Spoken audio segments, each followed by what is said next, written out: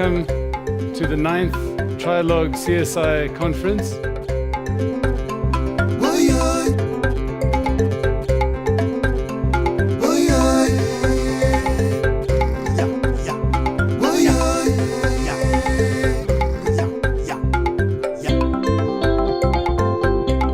How we get the balance between labor and government and so on, bringing the third voice to bring about those social innovations is very important. There's some things I think we can give ourselves a hard time about, and there's some things that are global phenomena, which is the transition from education to employment, nobody's figured out. Did I miss something?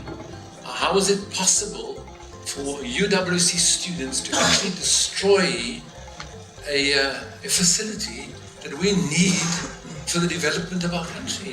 What can your disciplines do? What is it that you do every day in your industry, and how can you apply that knowledge into the development space? It's about understanding your strategy, know what this work is about. And from an M&E perspective, that has come over the last few years to mean having a clear, persuasive, illustrative theory of change. Doing good is a series of actions that you can choose to do. Running a business with purpose, I think, is a much more meaningful commitment. And if you look at it that way, to run a business with purpose, you do have to be sustainable.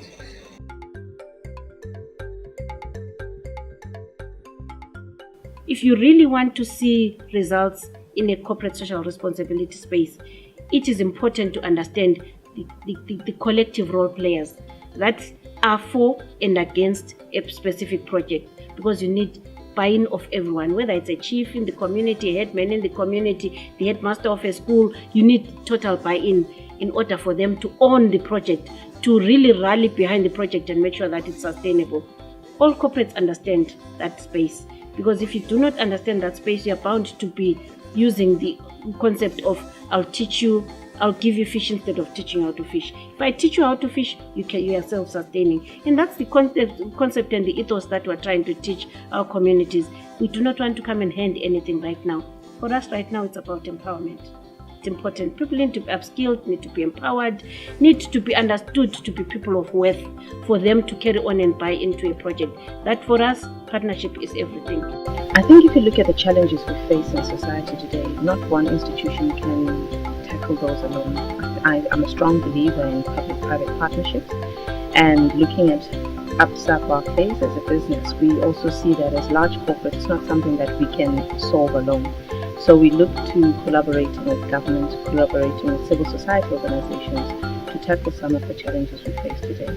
And as an organization, we work with key partners, be it associations or civil society organizations and other corporates, to try and deal with issues around education, micro, small business development, but also because we're a financial services institution, we are looking at financial inclusion and how best from a digital space we can impact. We have realized quite some time ago that we cannot be the answer to all these South African problems.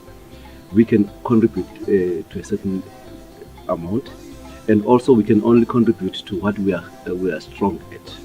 So for us then to have a meaningful impact, it means we had to find other partners who can collaborate and who can enhance our offerings.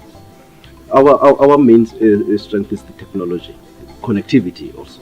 So but for our connectivity to have any meaningful sense, it needs to talk to content. Somebody else has to provide content. For our technology to have any meaningful sense, it has to talk to a platform. Somebody else has to provide that platform. So our solutions then have been designed around collaborative mechanisms, where we find like-minded people who offer things that are going to enhance our offerings, so that we give a wholesome offering to a particular solution. So, and we've also realized that our interventions must be linked to government priorities. So in that regard, then we make government a partner in our programs, and we also expect government to play their role in bringing their own expertise in whatever we do. So collaborations, partnerships is part of our DNA in all the major projects that we are doing at Vodacom. One has to enter and do CSI work and respect the ethics and the values of grant making. The whole power struggle thing between we the funder and you the NGO that has to deliver. unless one approaches, in my opinion, development work where you have the community or the beneficiaries, the service providers or NPOs, other funders as equal partners but with unequal resources, it cannot be successful.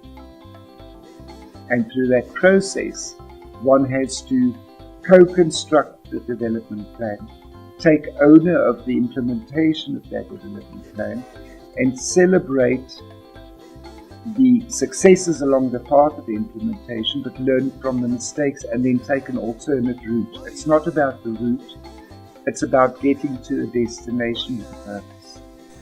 We need more of these platforms on a regular basis, not just annually, but that will seek to bridge the gap that exists between the donor funding community as well as the NPOs and the end beneficiaries as well in civil society.